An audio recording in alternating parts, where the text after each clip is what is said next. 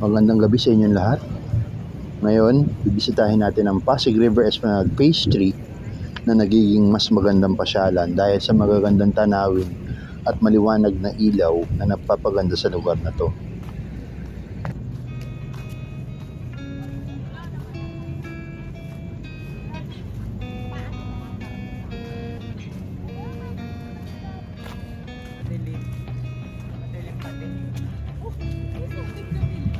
Ang dami dito bumibisita pag ganitong oras.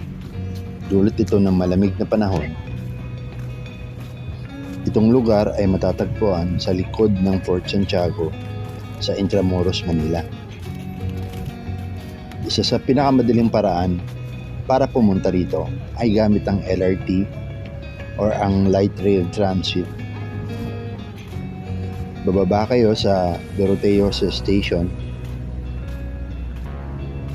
Galing sa LRT, sumakay kayo ng jeep na biyaheng pier at sabihin nyo sa driver na bababa kayo dito sa Pasig River Esplanade.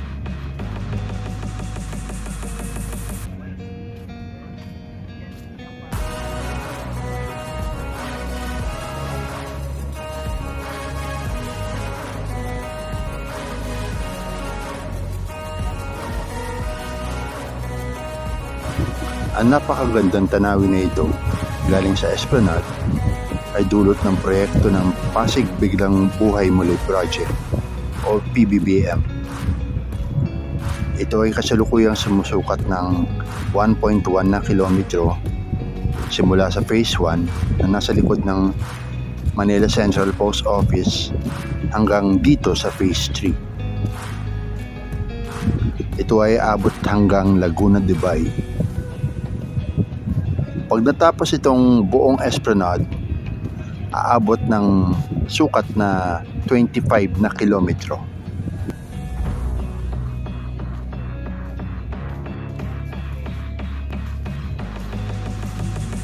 Tanawin naman natin ang Fort Santiago.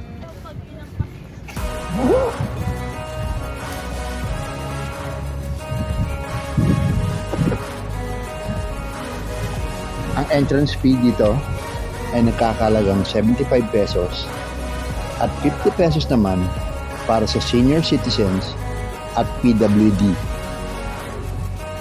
Ito ay nabubukas ng 8 a.m. hanggang 10 p.m. sa weekdays at 6 a.m. to 10 p.m. sa weekends. Hindi na tayo nakaabot sa last entry ng 8:30 p.m. ng Sabado, kaya gagawa na lang ako ng ibang video para sa loob ng Fort Santiago.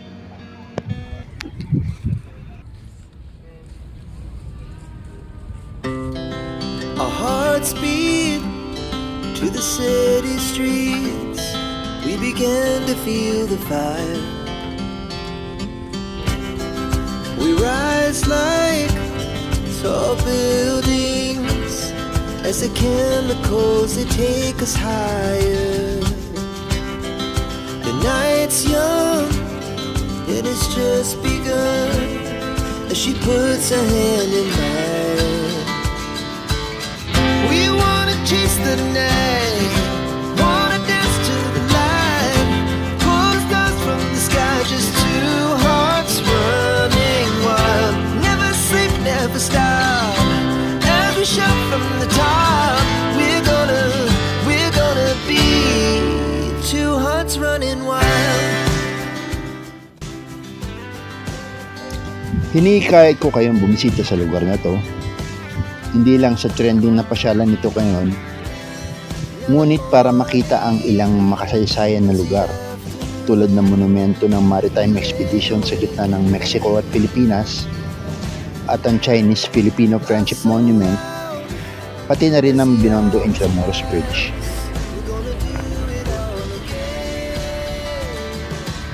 Ito naman ang mga nakaraang larawan ng Intramuros at mga future na proyekto ng Fort Santiago.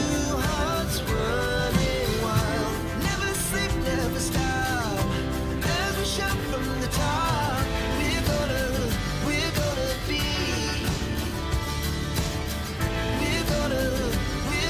be 200 hearts running wild.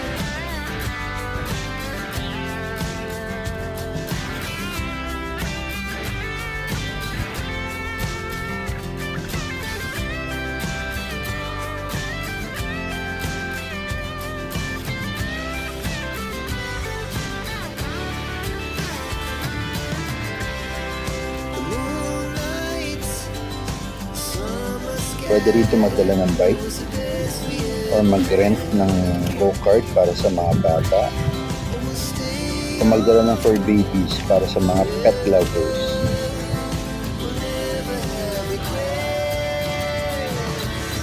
We wanna chase the night, wanna dance to the light, pull the stars from the sky, just two hearts running wild. Never sleep, never stop, as we shine from the top. We're gonna be two hearts running wild. We're gonna be. We're gonna be two hearts running wild.